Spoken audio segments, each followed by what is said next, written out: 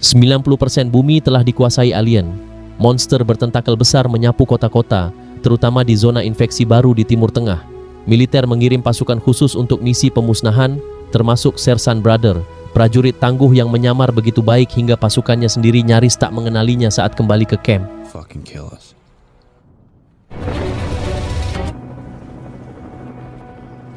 Di Detroit, 4 sahabat, Michael, Frankie, Sean, dan Carl, bergabung dengan militer demi uang dan kehormatan. Sebelum penempatan, mereka berpamitan. Frankie dengan keluarganya, Sean dengan pacarnya yang sedang melahirkan, Michael sendirian. Mereka menyaksikan perkelahian ilegal antara pitbull dan alien, lalu mengadakan pesta perpisahan.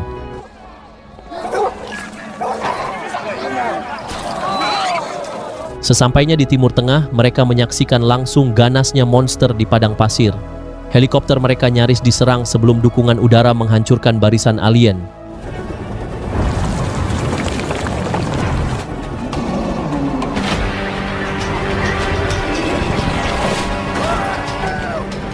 Di markas rahasia, mereka bertemu 2 atasan, Sersan Forrest yang liar dan Frater yang disiplin. Latihan dan ujian mental dimulai, bahkan pertandingan sepak bola berubah jadi ajang uji nyali.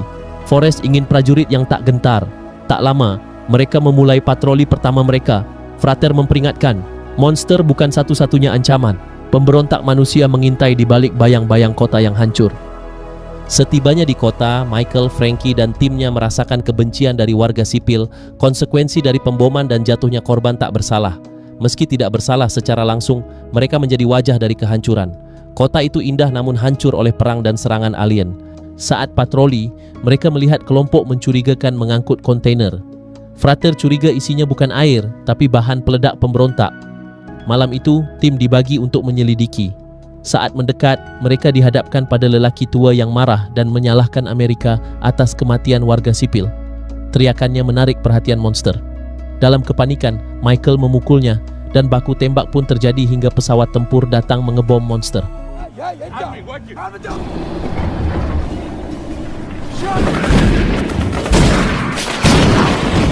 Di markas, Frater marah atas kelalaian mereka.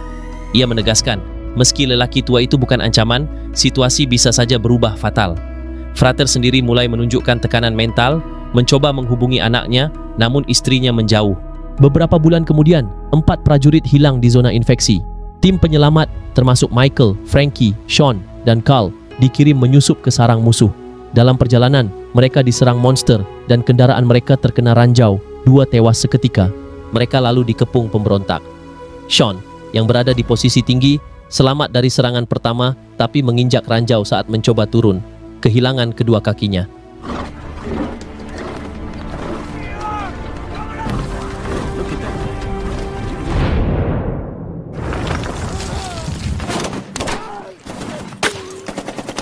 Di tengah kekacauan, Carl berjuang menyelamatkan Sean, sementara Frater, Michael, dan Frankie melawan balik, membunuh para militan satu demi satu.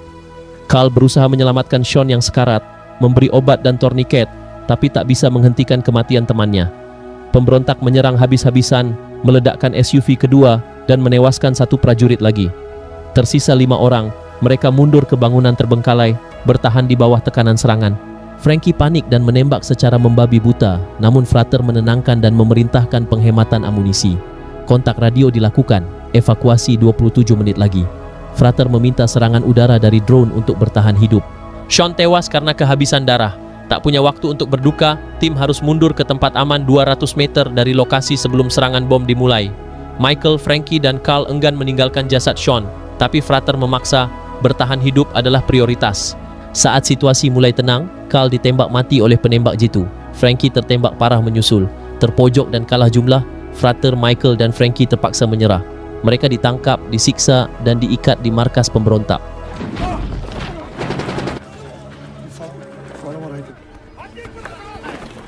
Michael menyaksikan Frankie perlahan sekarat, tanpa bantuan medis. Dalam keputusasaan, Michael berontak dan pingsan akibat benturan kepala. Malam itu, markas pemberontak diserang monster besar. Kekacauan pun terjadi. Seorang pemberontak mendekat ke para tawanan, berniat mengeksekusi atau membiarkan mereka dimakan monster untuk melarikan diri. Saat seorang pemberontak berusaha mengeksekusi mereka, Frater berhasil membebaskan diri dan membunuhnya.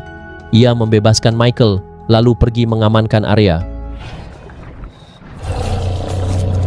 Michael, yang terpukul berat atas kematian ketiga temannya, mengucapkan salam perpisahan pada Frankie sebelum mengambil pipa dan memburu pemimpin pemberontak.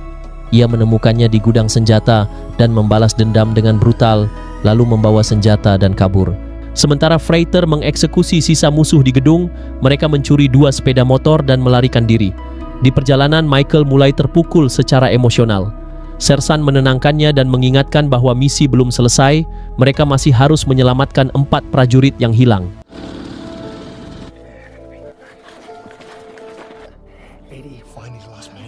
Kehabisan bensin, mereka bermalam di gurun. Dalam percakapan, Frater mengungkap bahwa ia semakin terasing dari keluarganya. Pagi harinya, mereka menemukan bangkai bus sekolah dan di dalamnya mayat anak-anak. Seorang bocah terluka parah namun masih hidup. Frater ingin mengakhiri penderitaan bocah itu, mencoba mencekiknya namun dihentikan oleh Michael. Tiba-tiba, 3 penduduk lokal muncul, termasuk seorang wanita yang ternyata berasal dari bus tersebut. Mereka membantu menyelamatkan anak itu dan membersihkan lukanya. Para tentara dibawa ke pemukiman terdekat. Meski sempat ragu, mereka disambut dengan baik. Anak-anak bermain dan berbagi mainan dengan mereka. Malam itu, Frater dan Michael makan bersama penduduk. Beberapa dari mereka pergi ke padang pasir untuk melakukan ritual pemakaman bagi anak-anak yang gugur dalam pengeboman, sebuah momen tenang di tengah kekacauan perang. Frater menemukan anak yang mereka selamatkan telah meninggal meskipun sudah mendapat perawatan. Didera rasa bersalah, Sersan itu mulai kehilangan akal sehatnya. Sementara itu, Michael dan wanita setempat menyaksikan monster asing berduka atas makhluk sejenisnya yang tewas. Mereka menyadari bahwa makhluk-makhluk itu tidak selalu agresif. Mereka juga merasakan kehilangan.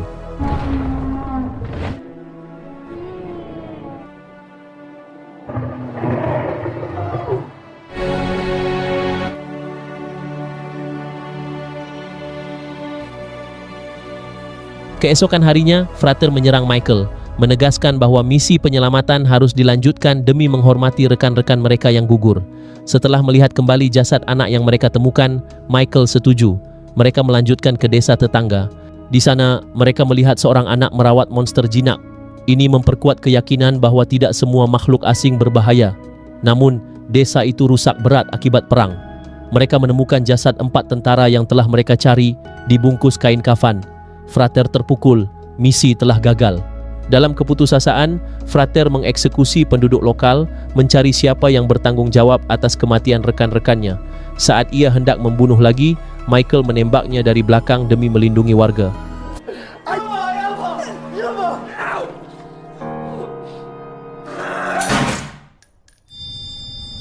Frater berjalan tertatih ke jalan, menanggalkan peralatannya, dan perlahan tewas karena kehabisan darah. Saat kota lain dihancurkan monster, helikopter evakuasi tiba. Michael selamat, tetapi perang telah menghancurkan segalanya, teman-temannya, warga sipil, dan bahkan moralitas para prajurit. Ia meninggalkan pertanyaan, jika militerisasi justru merusak hidup yang ingin dilindungi, lalu untuk apa semua ini? Dan apa akibat jangka panjang dari budaya kekerasan terhadap manusia sendiri? Film pun selesai, sampai jumpa di video berikutnya. Terima kasih telah menonton.